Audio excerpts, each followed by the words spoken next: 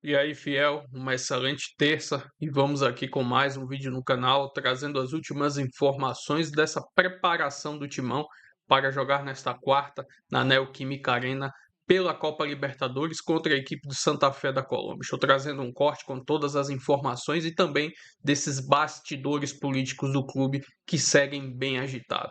Se inscreva no canal, deixa seu like, se quiserem deixar a opinião de vocês nos comentários.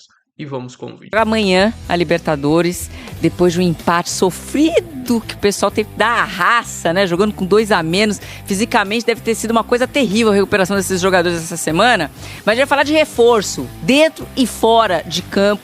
Quem vai trazer essas novidades pra gente é o Emanuel Araújo. Meu amigo, bem-vindo ao Taon. Um beijo pra você. Beijo, Joana. Boa tarde pra você que tá ligado no Taon com a gente. Pois é, alguns reforços são carinhas conhecidas, tá? Mas a gente trata como reforço porque hoje teve o último treino aqui do Corinthians antes desse jogo contra o Santa Fé. Vai lembrar que o Corinthians precisa vencer para se manter na liderança do grupo que tem tanto o Santa Fé quanto o Peñarol e também o Platense. Bom, o treino que acabou aqui traz algumas novidades pro Corinthians e por isso que a gente tratou como reforço. O Diniz, quando chegou, pediu um ponta, né? Falou, a gente precisa de pontas, a gente precisa de pontas e tá quase lá, porque essa semana deve ser liberado do departamento de fisioterapia o Caio César, atacante, que é ponta, que se lesionou no clássico contra o Santos e já tá fazendo a transição aqui no campo, já tá treinando com o elenco no gramado, em parte do treinamento, portanto, até o final da semana ele deve contar com esse jogador, se não for novidade, para o jogo dessa quarta-feira. Além dele também o Pedro Milans, que deve substituir, ou pelo menos fica como opção de reserva imediata para o Mateuzinho, que vai ser suspenso pelos próximos 2 jogos ao menos, e a gente vai acompanhando esse time do Corinthians que está treinando aqui e que o Diniz já começa a pensar em como vai fazer para quebrar mais um jejum do Corinthians, porque o Corinthians, depois de quebrar o jejum de 9 jogos sem vencer, agora precisa quebrar o jejum de vencer em casa. São 10 jogos sem vencer em casa, isso 10 jogos como mandante, né? Porque também teve o jogo na Vila Belmiro, derrota contra o Bahia, mas o Corinthians não vence desde a 3ª rodada do Campeonato Brasileiro. Isso, pra gente ter uma dimensão, isso foi a 9 rodadas, ou seja, o Corinthians precisa voltar a vencer em casa. O momento oportuno é esse na Libertadores, como eu disse, para se distanciar no grupo dele.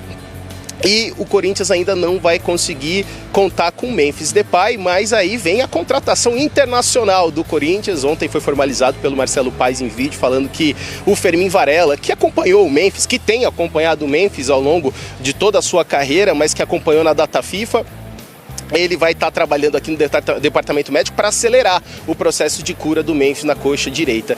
E, bom, para finalizar tudo isso, também tem a novidade na gerência de futebol. Um velho conhecido, Júlio César, que atuou no Corinthians como goleiro em 2010, na década de 2010, e agora volta, depois de se especializar em gestão esportiva, a trabalhar num cargo muito parecido no Bragantino. Ele volta para o Corinthians como gerente de futebol. Volto com você, Joana.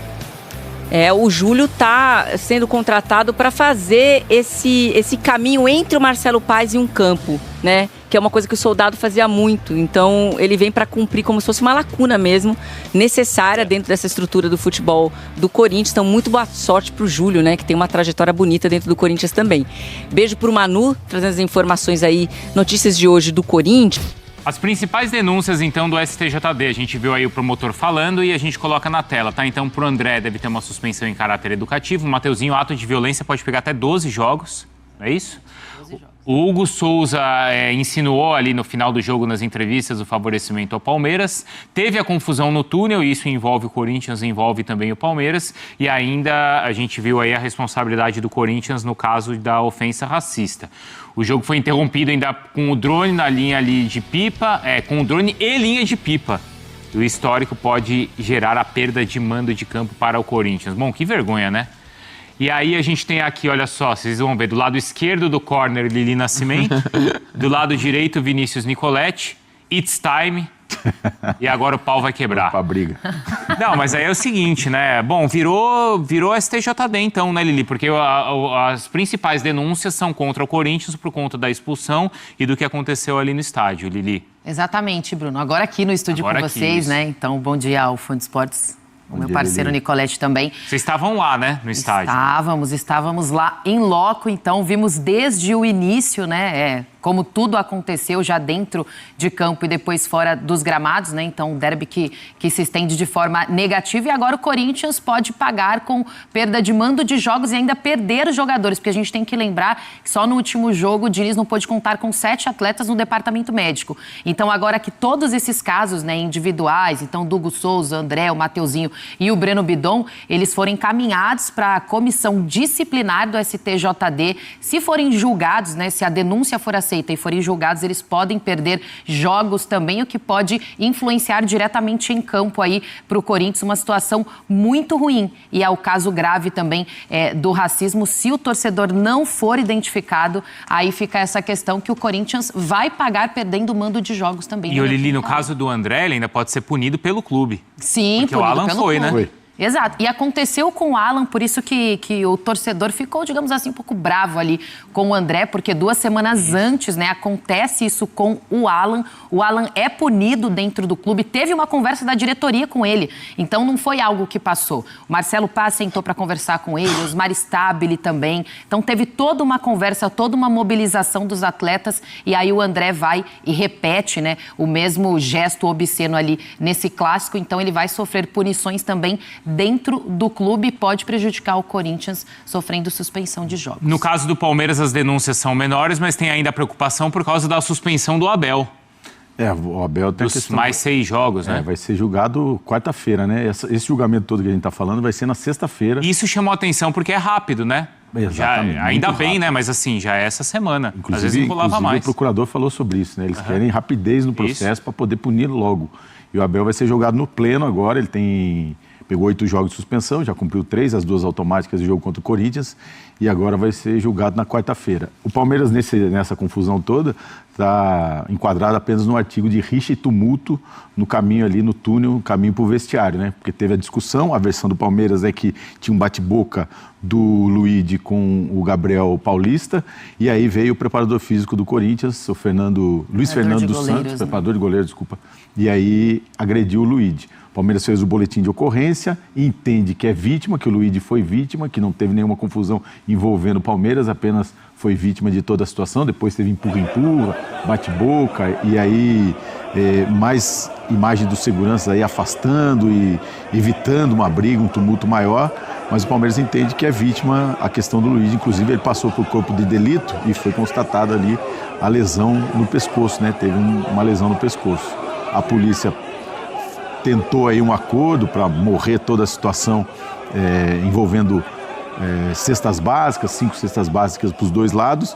O Palmeiras recusou, o Luigi também, e aí o processo segue no Ministério Público. O Ministério Público vai analisar as imagens para seguir as investigações ou então encerrar o caso. Aí já é aquele empurra lá, né? Se não identificar ninguém, o Palmeiras leva apenas uma multa nessa questão, né? Se identificar algum jogador, ou comissão técnica, ou até funcionário, aí pode pegar de 2 a 10 jogos de punição.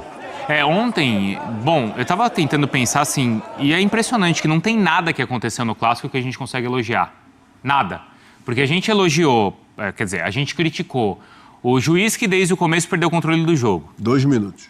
Com 2 minutos. A gente criticou a postura dos jogadores dos 2 times que a todo momento tentaram tumultuar a partida. Sim. A gente ontem criticou, e ontem a gente tentou falar bastante do jogo, a gente criticou muito o fato do Palmeiras, com 2 jogadores a mais por 30 minutos, não ter conseguido fazer o gol.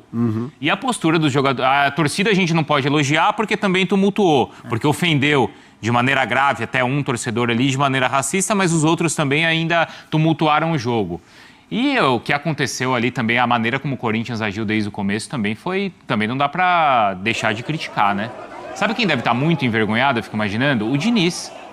Porque o Diniz é um cara que acabou de chegar, não é, Lili? Acabou de chegar. E ele é um cara que levanta aí as bandeiras e preza muito a relação que ele tem na educação com os jogadores. Os jogadores dele aprontaram tudo aquilo. E ele é um cara que tenta promover um jogo lúdico, bonito e tal, e não teve jogo de 110 minutos. 45, muito por conta do time dele que não deixou ter jogo. Então, o Diniz deve ser o mais envergonhado nessa história. Mas o do Palmeiras também, né, o Bruno? Também tumultuou desde o começo. Desde o início. Aí não fico só com o Corinthians, não. Mas assim, pra mim a questão principal é o árbitro também, cara. Desde os 2 minutos lá, aquela questão do Flaco Lopes ter levantado a perna um pouco mais alta, e aí o bidon já cai daquele jeito, aí o árbitro permite que, sem ser os dois capitães, né? Porque essa regra já caiu por terra aqui no Brasil, isso simplesmente não existe, né? Porque se existisse mesmo, ia ter uma chuva de cartão amarelo e depois expulsão, e o jogo poderia terminar ali por ausência de jogadores, porque o que faz... que forma de bolinho em cima do árbitro é brincadeira. Então, eu lembro que há uma ou duas temporadas falava-se sobre, não, só os dois capitães que podem falar com o árbitro. Confia. E que historinha, porque isso não acontece de forma alguma. Porque foram 2 expulsos, podia ter sido mais. Poderia. O Flaco podia ter sido expulso. O Gabriel Paulista podia ter sido expulso. Exato. E assim, Gabriel Paulista e o Gustavo Henrique correram um risco danado naquela questão do... Era o Flaco que estava no chão depois da entrada do Mateuzinho. Teve o tapa, né? e a gente do Teve um tapa, empurrão, né? exatamente. Teve um empurrão do Gabriel Do Paulista. Gabriel também em cima do agora eu já não lembro quem foi de o... quem? Do Bidon? Não, empurrão, porque na confusão teve o empurrão. O Gabriel Paulista dá um empurrão e o Giai. Gustavo Henrique, isso. Foi no E Giai. o Gustavo Henrique vai dando Giai. tapa. E o que me preocupa todo nessa história é que agora vai ficar muito a guerra de narrativas. Não, mas o meu fez isso, aquilo, não sei o que lá, porque aconteceu, não sei o que lá.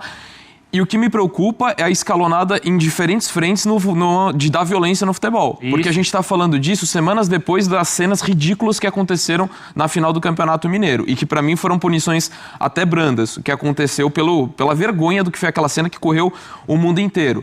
Cada vez mais as guerras de narrativas dos clubes usando o canal oficial para instigar ainda mais o torcedor. Então assim, a coisa cada vez mais... E ninguém está muito preocupado em resolver o problema. Em às vezes bancar uma punição mais forte, mas para que resolva os problemas, e fica essa guerra de narrativa. E às vezes até passa batido por umas situações como que aconteceram agora no Clássico, que não dá para naturalizar. Desculpa, não dá para naturalizar esse tipo de coisa, sendo uma vez recorrente. Em diferentes aspectos, tanto na questão criminosa de racismo, que para mim é o disparado o pior de todos do que aconteceu. Grave, exatamente. É a coisa mais séria que aconteceu. É a questão da violência, do desentendimento dos jogadores, para mim também não dá para naturalizar. Isso é o que mais me incomoda, porque daí depois fica nota oficial, os clubes, não sei o que lá, porque um dia é um que acusa, depois é o outro e vai continuando nesse ritmo sempre. Isso para mim é o que mais me incomoda. Então acho que tem que ser uma punição exemplar, mas também você tem que ter critério para mim. Só para citar um exemplo, e não estou aqui para defender ou criticar, a situação do Hugo Souza. Se ele for punido, então que isso vire regra para todo mundo. Porque se você pegar no Campeonato Brasileiro, acho que toda rodada tem esse tipo de declaração. Vocês acompanham toda a rodada. Não, se for seguir isso, então assim, para mim é a questão também importante do critério. Em cima da questão da violência escalonada, e aí a Lili e o Vinícius acompanham isso todo dia. Na semana passada, quem que a gente falou que foi o jogador que estava mais descontrolado? Gabriel Paulista. Não, Mateuzinho também. Mateuzinho e Gabriel Paulista. Sim. O Gabriel Paulista foi aquele que foi enquadrado pelos torcedores e que foi ameaçado. Você vai deixar? Você não vai fazer nada? Teve o Caio César também. Aqui o Caio César não tá jogando, né? Mas o Caio César foi do deu risada. sorrisinho. Então, mas no sentido de o jogador ele foi cobrado pelos torcedores e talvez ele tenha levado esse descontrole pro campo. Entrou acima do tom, né? Exatamente. Já sabendo o peso de um clássico, né? Então, o Gabriel Paulista, ele já falou que ele é corintiano, tem a questão do irmão dele também, e ele foi um dos jogadores ali na porta. A organizada chegou nele, teve uma conversa mais ríspida, como todos puderam ver. Então, de fato, ele pode ter passado um pouco durante o jogo, talvez tenha influência disso ou não. Talvez tenha sido uma resposta a isso, né? Porque houve por parte da organizada, né, do Alê, da Gaviões, é óbvio que o corintiano queria a vitória diante do Palmeiras, mas diante da situação com 2 jogadores a menos, ele elogiou a postura do elenco, que brigou até o final, que teve raça, se entregou em campo. Eu vou falar pra você que eu até gosto de jogo assim, pegado, disputado, ali no campo. É um entretenimento legal. Não, mas a gente gosta quando tem jogo. Quando tem jogo, não teve o jogo. Agora passou muito do ponto fora do campo. Fora do campo passou tudo fora do campo. Então, não, gostar de futebol pegado eu também gosto. Lá, não, e não fica o só jogo foi assim. pro lado, um olhando pro outro. Não, é clássico, de fato, isso é a realidade, é o futebol jogado. Só que pra mim, o absurdo disso tudo, que não teve jogo, a gente pouco conseguiu falar do jogo jogado. E tem a questão da tela que a gente mostrou ontem, que pra mim é espetacular, dos 45 minutos, cara. Pô, 111 ou 110 minutos, 45 se sai minutos. O gol, é um terço só. O gol do Yuri Alberto no contra-ataque, aí acabava o jogo ali. Acabaria o jogo ali. Acabava ali. Como a final do Paulista. Na final do Paulista, não foi, Lili? Que aí teve fogos, bomba. Por mais uns 6 minutos ali que o jogo não aconteceu. Na nossa tela ali, se não me engano, da meia hora final do jogo, foram 8 minutos. De bola rolando? Mas é bem isso daí mesmo. Pra mim, esse é o ponto mais absurdo, que tu vai tentar ver um jogo de futebol de 90 minutos, mais os acréscimos ali, 100 e tantos, e você Aí ficar 45... Aí é questão do juiz, o juiz que deixou... Não, com todo... o juiz com todo deixou... respeito. Porque aí o time que tá com 2 a menos vai falar não pode mais ter jogo. É claro. E o juiz também não Mas toma desde o conta. início, o juiz não facilitou o trabalho desde o início. O árbitro da partida, ao meu ver, ele foi muito conivente ali com o que estava acontecendo. Foi muito fácil de parar o jogo. Toda hora era resenha, toda hora era bolinho em cima dele. Sabe? Pô, já sai dando amarelo, cara. Eu já sou logo disso, eu não tenho muita paciência, não. Você falou do Diniz aí, até no jogo, teve um lance ali de lateral, a bola ficou ali na lateral, para o jogador do Corinthians cobrar, o Diniz deu um chutinho para lá. Só pra ver. Ele deu um chutinho aqui, Dos 2 a menos? Depois já... Mas aí deu um chutinho pra bola ir pro canto aqui. Já Não, tava o no final da jogador, porque a partida. bola fica ali naquele No suporte, conezinho, né? ali, No conezinho. no trem de ficar a bola. Isso, os do Corinthians toda hora tiravam, mas isso né, era a Gandula que Aí sumia teve o também lateral ali antigamente, né, O Vinícius? Corinthians bateu o lateral e tal, a bola ficou ali, o jogador deixou ali, tomou uma água e tal, o Diniz veio e deu E num outro lance, jogaram outra bola no campo. Teve. Já no final. Na né? linha de Aí fundo já, até né? me chamou a atenção que foi até um jogador do Corinthians que tirou a bola. Eu acho que foi o Bidon Foi até. o Bidon, foi o Bidon. Não foi? Não foi o Bidon? Porque eu imaginei, agora o cara vai chutar mais pra dentro da área ainda. Não, foi ele que tirou e deixou... Ter deixado ali, né? Aí ia atrapalhar o jogo, com certeza. E O ataque assim, do Palmeiras. aí, sabe o que é triste também, que eu acho, assim, além de tudo? Sabe, teria sido pior, ainda teria sido pior, é lamentável, se tivesse 2 torcidas no estádio. Nossa. Ah, não. Porque daí Teria sido muito pior, aí cara. leva esse clima aí leva pra arquibancada. Teria sido pior. Aí não adianta a ideia, gente né? vir aquilo e, mas pô, seria tão legal, era tão legal. Claro que era, mas a gente não tem educação. Teria sido muito pior dentro do estádio e fora do estádio nos deslocamentos da torcida. Na hora de Infelizmente, voltar pra casa no metrô. isso que eu tô falando. Teve um princípio de discussão, de briga entre os torcedores do Corinthians? não? Sim, verdade. Já na Teve. arquibancada? Aliás, era o vice-prefeito de Guarulhos. De Guarulhos. Quer dizer, é uma autoridade que tá lá.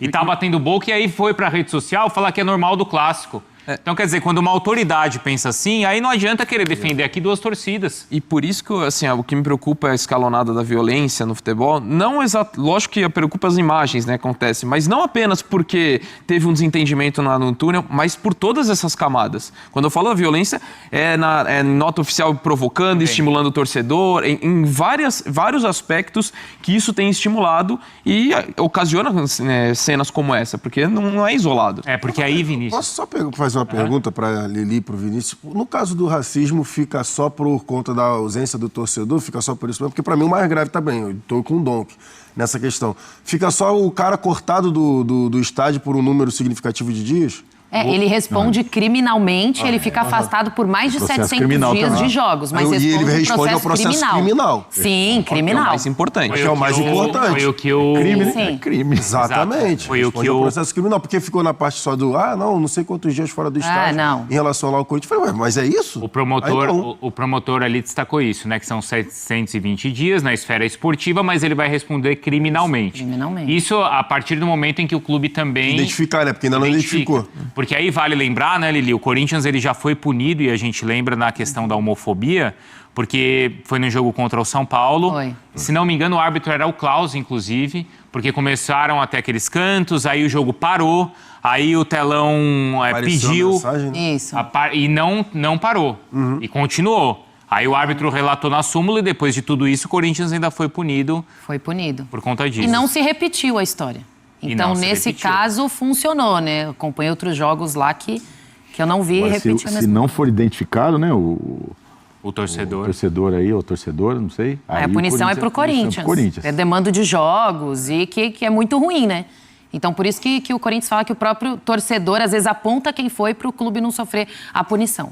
E vou trazer aqui agora mais algumas informações desse próximo jogo do Timão contra a equipe do Santa Fé, quarta às 21h30, com transmissão da TV Globo e também dos canais da Paramount. Estou trazendo aqui a classificação do grupo do Corinthians na Libertadores. Timão é o líder, 3 pontos na competição. Já a equipe do Santa Fé está na terceira colocação porque empatou contra a equipe do Peñarol jogando na sua casa. Estou trazendo aqui agora um recorte de como está a situação do Santa Fé lá no Campeonato Colombiano. Como podemos ver, a classificação da equipe está na 13ª colocação. Em 16 jogos, somou 20 pontos no Campeonato Colombiano. 4 vitórias, 8 empates e 4 derrotas. Estou trazendo aqui também um recorte dos últimos 5 jogos da equipe do Santa Fé, Campeonato Colombiano e também a Libertadores. São 3 empates, 1 vitória e 1 derrota. Vem numa sequência de 4 jogos consecutivos sem saber o que é uma vitória. No último jogo que eles fizeram neste domingo,